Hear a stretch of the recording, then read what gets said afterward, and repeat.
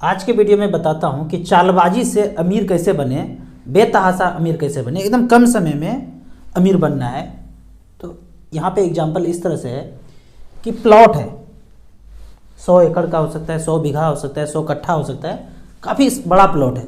और आगे का जो प्लॉट है 6 है, 1 2 3 4 5 6, मतलब 6% मान लीजिए।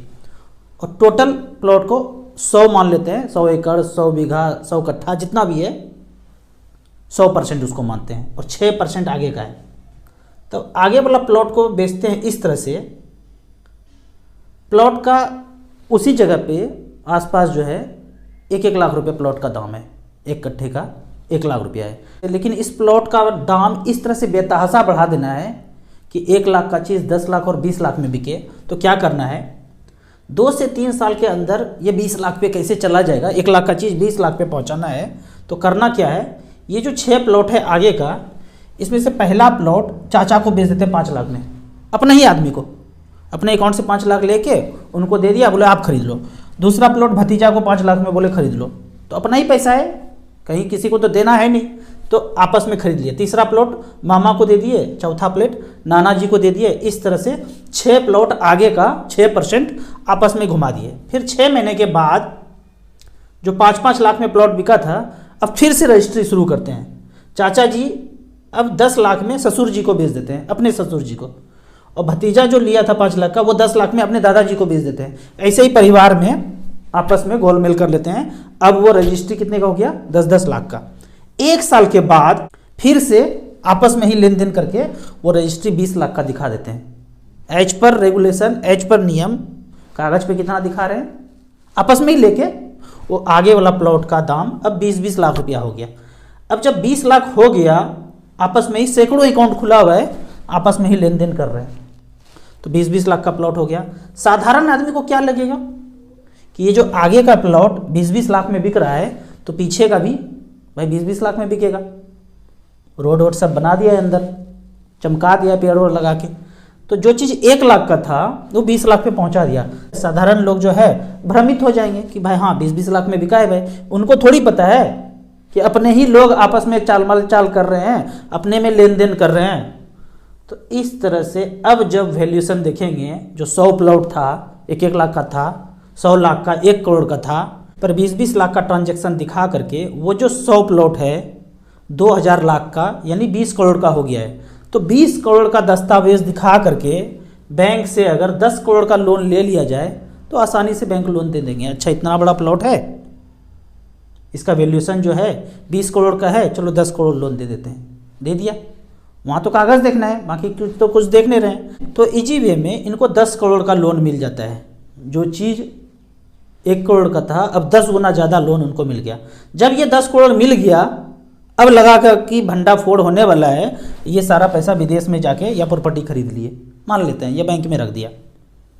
अब इनके पास, बैंक के पास क्या बचा, वो 1 करोड़ का प्लॉट।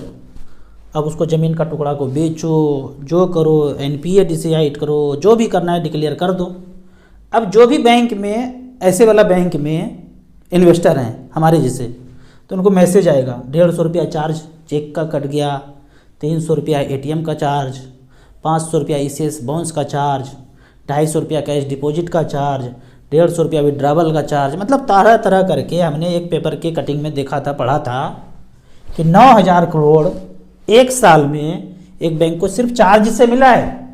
भरपाई भी तो करना है, वो तो चले गए चालबाजी करके। तो साधारण लोग को क्या करें, साधारण लोग को कुछ नहीं करना है।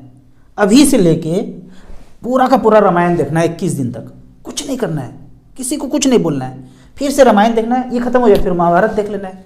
बोलना किसी को कुछ नहीं है, और ये बोलना है ये सब भगवान का क्या कराया है, हम लोग क्या कर सकते हैं, हम कुछ नहीं कर सकते, ये सब ऊपर वाले कर रहे हैं, हम लोग कुछ कर ही नहीं सकते, बोल भी नहीं सकते, मैसेज भी नहीं कर सकते, ट्वीट भी नहीं कर सकते, कुछ नहीं कर सकते हैं। तो इस तरह से करके किसी ने चालबाजी करके साल 2 साल में चौवा छक्का मार के चले गया। अब जो यहाँ म्यूचुअल फंड का बात अगर करते हैं, फंड मैनेजर ने ऐसे जगह पे पैसा इन्वेस्ट नहीं किया, इसे प्लॉट खरीदा ही नहीं, उनको चालबाजी पहले से पता था। इसलिए मैं बोलता हूँ डायरेक्ट जो है आपको पैसा शेयर वेयर में इन्वेस्ट नहीं करना है, डायरेक्ट प्लॉट में नहीं खरीदना है। कैसे खरीदना है, फंड मैनेजर के थ्रू। फंड मैनेजर को पता था ये जो प्लॉट है ना इस तरह का, इसमें कुछ चाचा भतीजा में ही चल रहा है अपने आप, फंड मैनेजर यहाँ ना खरीद के इधर खरीद रहे हैं। अगर आपने म्यूचुअल फंड में SIP में पैसा इन्वेस्ट किया है तो ऐसे जगह प्लॉट में इन्वेस्ट ही नहीं किया है, यहाँ पे इन्वेस्ट किया है। तो ये खेल कोई एक आदमी का नहीं है, 40-50 साल से कोई ना कोई खेल खेलता जा रहा है।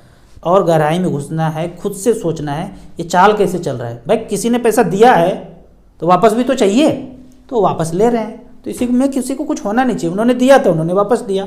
अभी जो ये प्लॉट का खेल हुआ है, एक सप्ताह में 5 लाख रुपया ओम भूर्भुवः स्वः हमारा हो चुका है पर्सनली।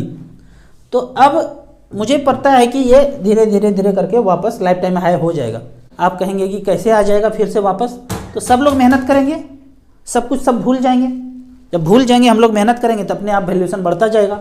यहाँ पे एक साधारण SIP इन्वेस्टर को क्या करना चाहिए, छोटे छोटे अमाउंट का आपको परचेज करते रहना है।